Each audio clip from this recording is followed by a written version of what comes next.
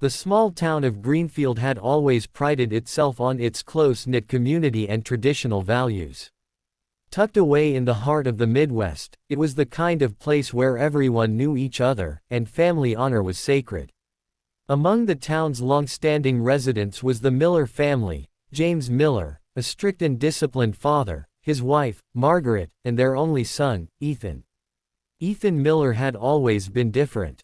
As a child, he was quiet and introspective, preferring books over football, art over hunting, and music over dirt bikes.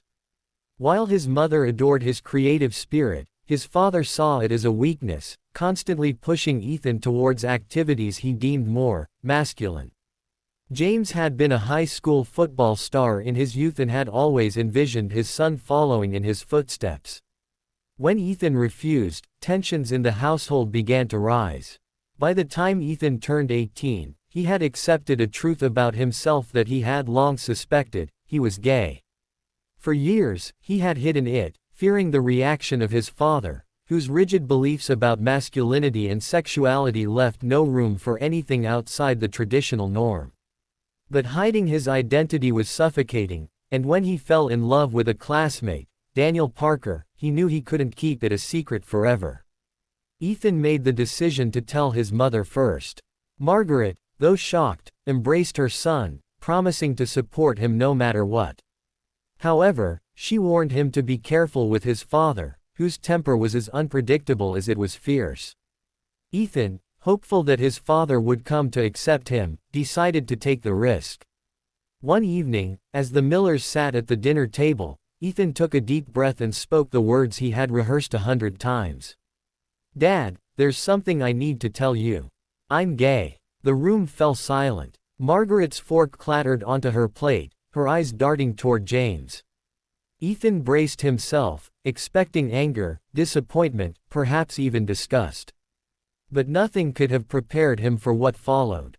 James's face turned red, his knuckles whitening as he gripped the edge of the table. "No," he muttered. "Not my son." Ethan opened his mouth to speak, but before he could utter another word, James stood abruptly, knocking his chair backward. "You're confused," he barked.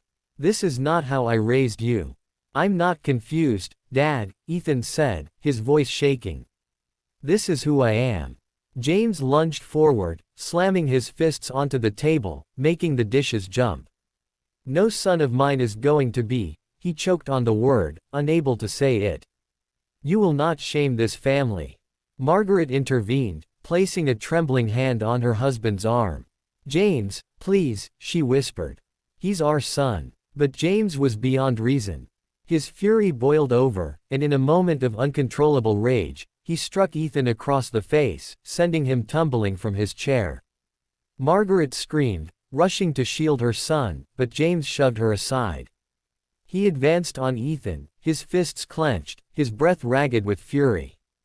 The attack was brutal. James's fists came down on Ethan with a force that had been honed over years of manual labor.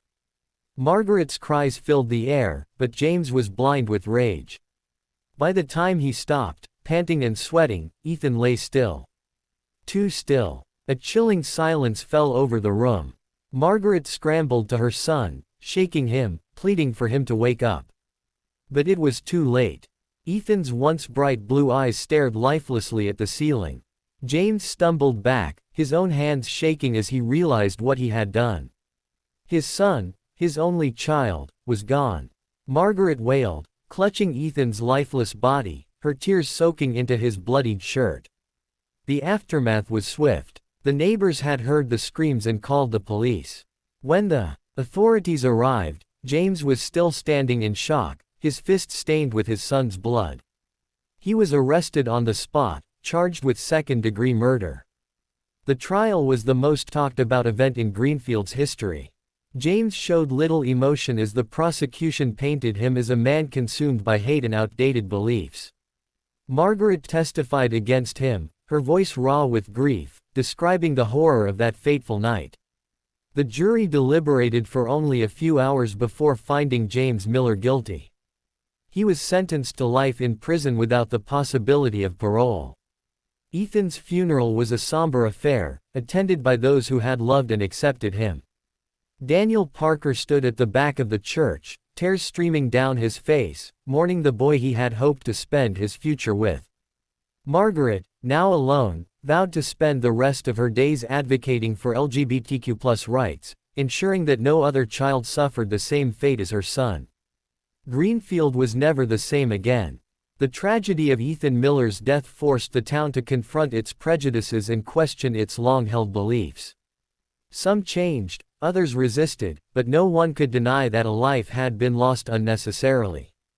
In the end, Ethan's story became more than just a tale of loss. It became a call for change, a reminder that love should never be a death sentence.